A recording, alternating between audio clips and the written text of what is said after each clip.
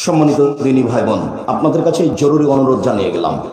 উপস্থিত বৈঠকের দিনী মুসলিম বোন, আপনার যদি স্বামী থাকে, ছেলে থাকে, তাহলে আপনাকে আমি অনুরোধ জানিয়ে যাচ্ছি, আপনি এটা জরুরি জিম্মেদারি মনে করে নেন যে আমার স্বামী বাড়ি থেকে বের হলে তাকে 50টা 100টা 200টা টাকা খুচরা হাতে দিব, এনেন। এটা খুচরা টাকা পকেটে রাখবেন, ব্যাগের এক পাশে রাখবেন, ফকির আসলে দিবেন, মাফ করেন এই কথা বলবেন না। এটা আপনাকে আমি অনুরোধ করে যাচ্ছি। ওর বিনিময়ে ভিন্ন ধরনের, ফকিরকে টাকা দিয়ে জান্নাত হয়ে যায়, সহজ কাজে। এইখান থেকে আপনি ফিরে আসবেন না কোনো সময়। ঋণ নিয়ে ব্যবসা বাণিজ্য করবেন না, অনুরোধ। রাসূল সাল্লাল্লাহু আলাইহি ওয়াসাল্লাম দিন রাত পরিত্রাণ চাইতেন। জাহান্নামের পরিচয়, মহান আল্লাহ বলেন, ইন্না জাহান্নামা কানাত মিরসাদা, নিশ্চয় জাহান্নাম মানুষকে ধরার জন্য ওঁত পেতে বসে আছে।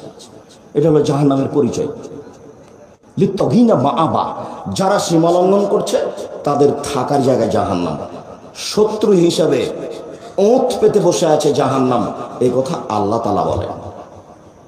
আল্লাহ তাআলা বলেন, ফাআম্মা মান খাফফাত মাওয়াজিনুহু, যার নেকির পাল্লা হালকা হয়ে যাবে তার থাকার জায়গা হবে অতীব গভীর গহ্বর হাবিয়া। অমাদরাকা মা হিয়া, মুহাম্মদ সাল্লাল্লাহু আলাইহি ওয়াসাল্লাম, আপনি কি বলতে পারেন গভীর গহ্বর হাবিয়া নামক জাহান্নামটি কি? আপনার কি হাবিয়া নামক জাহান্নামের পরিচয় জানা আছে?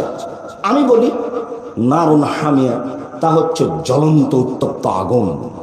এটা হলো জাহান্নামের পরিচয়। জাহান্নাম বলতে একটা আগুনের খণ্ড। জাহান্নামে যাবে মানুষ আর জিন, গরু ছাগল যাবে না, পশু প্রাণী কেউ যাবে না।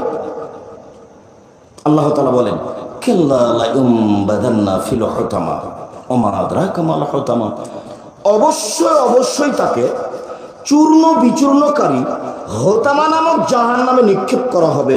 মুহাম্মদ, আপনি কি বলতে পারেন অমাদরাকা মাল হোতামা, চূর্ণ বিচূর্ণকারী হোতামা নামক জাহান্নামটি কি? এটি কি আপনার জানা আছে?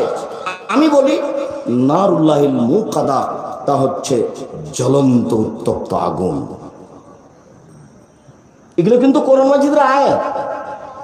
আবার শেষ পারাতে আছে যেটা আপনার মুখস্থ আছে, আপনি তো কোনোদিন দেখেননি, এমনি বয়স পার হয়ে গেল। আমি কত অনুরোধ করেছি যে আপনি প্রত্যেক দিন কোরআন মাজিদ পড়বেন, আজকে আপনি পড়েছেন কিনা আমার মনে হয় না। সূরা ইখলাস 3 বার পড়েছেন। আমি আপনাকে হাত উঠাতে বলে অপমান করতে চাই না, তবে যদি না পড়ে থেকেছেন তো ভুল হয়েছে, একবারে কান ধরে তওবা করবেন এভাবে যে আল্লাহ ভুলে গেছে, আমার জন্য কোনোদিন আর পার না হয় সূরা ইখলাস অন্তত 24 ঘন্টায় 1 বার 3 বার না পড়ে। বুঝাতে পারিনি কথা মনে হয়। আপনাকে আমি কতদিন বললাম যে সূরা ইখলাস 3 বার পড়লে কি হবে? কি হবে? একবার কোরআন মাজিদ পড়ার সময় নেকি হবে। তো এতে আপনার সমস্যা কোথায়? ব্যাগ আপনি ভরে নিচ্ছেন না কেন? ওর কি ঠেকা বেঁধেছে আপনাকে নেকি দিতে পারবে না? তো আপনার ব্যাগ ভর্তি করে নিতে আপনার সমস্যা কোথায়? আপনি সূরা হাসরের 3 আয়াত পড়তে গেলেন ফজরের পরে, বেদাতি হয়ে আপনি। সম্মানিত দিনী ভাই বোন, মহান আল্লাহ বলেন, সাউসলিহি সাকার, অচিরে আমি তাকে সাকার নামক জাহান্নামে নিক্ষেপ করব। অমাদরাকা মা সাকার, মুহাম্মদ, আপনি কি বলতে পারেন সাকার নামক জাহান্নামটি কি? আপনার জানা আছে? আমি বলি, লা তুবকি ওয়ালা তাদার, সাকার এমন একটি জাহান্নাম যেখানে মানুষ মরেও না, যেখানে মানুষ বাঁচেও না, তার নাম জাহান্নাম। মরে গেলে শেষ হলো না, বাঁচলাম শেষ, বাঁচলাম না। আল্লাহ বলছেন, আপনাকে আমি কি দিয়ে বুঝাই জাহান্নাম কি জিনিস? কবর যত কঠিন, কিয়ামত তার চেয়ে অনেক বেশি কঠিন। কিয়ামত যত কঠিন, জাহান্নাম তার চেয়ে অনেক অনেক অনেক বেশি কঠিন।